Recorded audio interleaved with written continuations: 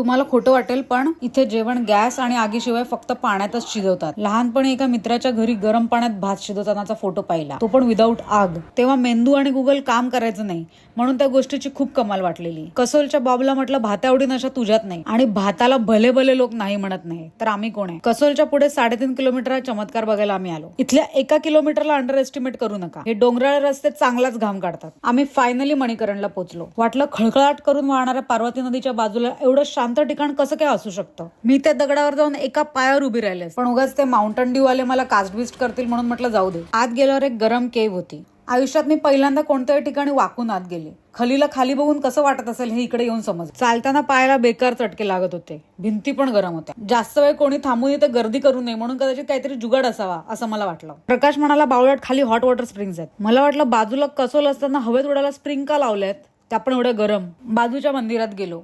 इथल्या कुंडांमधलं पाणी जमिनीखालच्या geothermal ऍक्टिव्हिटीमुळे boil होत होतं. एवढं फिरून भूक लागली, मग लंगरमध्ये जेवायला गेलो. तिथे एका ठिकाणी भात फक्त या गरम पाण्यात ठेवून शिजवत होते. फुकटात पोटभर जेवून आम्ही मनालीला परत आलो.